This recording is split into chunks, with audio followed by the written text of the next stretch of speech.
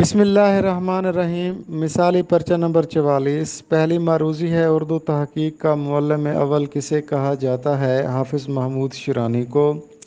مغرب کے تنقیدی اصول کس کی کتاب ہے؟ ڈاکٹر سجاد باقر رضوی کی۔ صنعت ایہام میں کیا ہوتا ہے؟ اس میں شعر کی ذو معنویت ہوتی ہے۔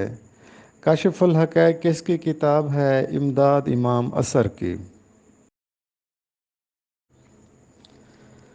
داور محشر میرا نامہ اعمال نہ دیکھ، اس میں کچھ پردہ نشینوں کے نام آتے ہیں۔ محمد دین تاثیر کا شعر ہے۔ باقی صدیقی کا اصل نام محمد افضل تھا۔ چہک اٹھی لفظوں کی چھاگل، یہ شعری کلیات ہے ڈاکٹر وزیر آغا کی۔ ارسطو سے ایلیٹ تک، ڈاکٹر وزیر آغا کی کتاب ہے۔ یہ صورت گر کچھ خوابوں کے، ڈاکٹر طاہر مسعود سید کے مصاحبے اور انٹرویوز کی کتاب ہے۔ کل 14ویں کی رات تھی، شب بھر رہا چرچا تیرا، یہ ابن انشا کا مصرع ہے۔ بسم اللہ الرحمن الرحیم۔ ادبی معلومات سیٹ نمبر 1170۔ پہلی معروضی ہے شراب طہور کے معنی بتانے ہیں۔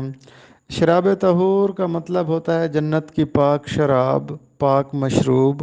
شراب طہور کا ذکر قرآن مجید میں بھی آیا ہے۔ یہ شراب طہور ایک تلمیح بھی ہے۔ اقبال کہتے ہیں، نہ مجھ سے کہہ کہ اجل ہے پیام عیش و سرور، نہ کھینچ نقشہ کیفیت شراب طہور۔ فیض احمد فیض شاعر ہونے کے ساتھ ساتھ ایک بہترین تنقیدی ذہن بھی رکھتے تھے۔ ان کی ایک تنقیدی کتاب ہے میزان۔ پیرانارمل واقعات پر مبنی یادداشتوں کا مجموعہ، جس کو ناول بھی سمجھا جاتا ہے۔ خفیف مخفی کی خواب بیتی۔ خفیف مخفی یہ اس ناول کے مرکزی کردار کا نام ہے، جو کہ مونگ پھلیوں کا کاروبار کرتا ہے۔ خفیف مخفی کی خواب بیتی کے مصنف مرزا اطہر بیگ ہیں، جو کہ فلسفے کے استاد بھی ہیں۔ اندھا کباڑی نظم نون میم راشد کی ہے۔ فیض احمد فیض کا پہلا شعری مجموعہ ہے نقش فریادی۔ الطاف حسین حالی کا سال وصال ہے 1914۔ عباس تابش کا ایک خوبصورت شعر ہے، ایک محبت ہی پہ موقوف نہیں ہے تابش، کچھ بڑے فیصلے ہو جاتے ہیں نادانی میں۔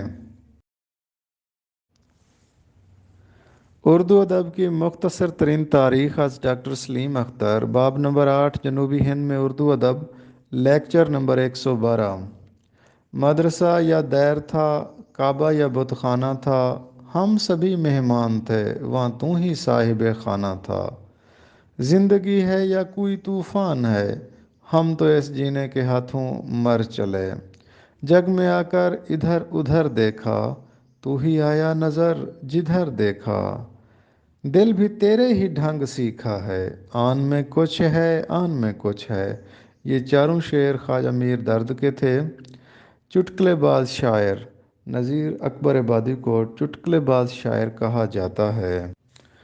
وہ خود ایک شعر میں کہتے ہیں، سب جانتے ہیں چٹکلا بازی نذیر کی، اس کے ہر ایک سخن میں ہے یار چٹکلا۔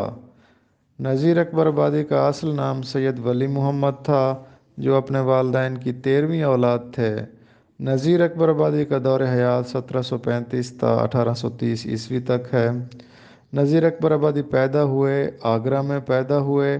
آگرہ میں 3 شاعر پیدا ہوئے تھے، مرزا اسد اللہ خان غالب، میر تقی میر اور نذیر۔ نذیر کے والد کا نام تھا سید محمد فاروق۔ ڈاکٹر خواجہ محمد زکریا کی تاریخ سے چند سوالات۔ مثنوی مراد العاشقین اور مگس نامہ مراد شاہ لاہوری کی ہیں۔ کلام کا بڑا حصہ دریا برد کر دیا تھا سچل سرمست نے۔ سچل سرمست کو سچل اس لیے کہا جاتا ہے کہ وہ ہمیشہ سچ بولتے تھے۔ مثنوی رہبر نامہ اور درد نامہ اور مرغ نامہ سچل سرمست کی مثنویاں ہیں۔ ملا وجہی نے صبرہ 1635 میں لکھی تھی۔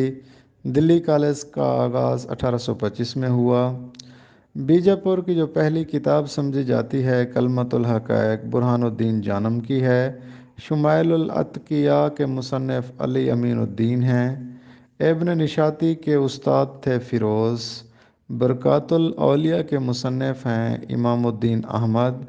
گولکنڈہ ریاست کی سرکاری زبان تھی لیکن فارسی تھی، لیکن اردو اور تلنگو میں بھی سلطان باتیں کرتے تھے اور استعمال کرتے تھے۔ ڈاکٹر انور سدید صاحب کی تاریخ سے چند مروزیاں۔ وقار الملک گھرے ہوئے انسان تھے سماجی حوادث میں۔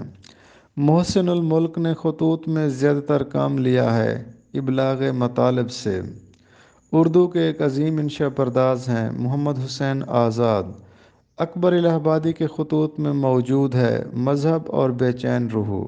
سفر نامے کی ابتدا ہوئی 19ویں صدی کے نصف اول میں۔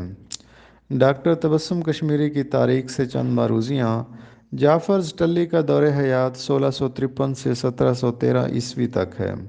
شیخ ظہور الدین حاتم کے دیوان کا نام دیوان زادہ ہے۔ دیوان زادہ کا دیباچہ کس نے لکھا؟ خود شیخ ظہور الدین حاتم نے لکھا۔ ڈاکٹر محمد حسن کے مطابق اہام گوئی کا آغاز محمد شاہی عہد میں ہوا۔ شیخ ظہور الدین حاتم کا پیشہ سپاہی تھا۔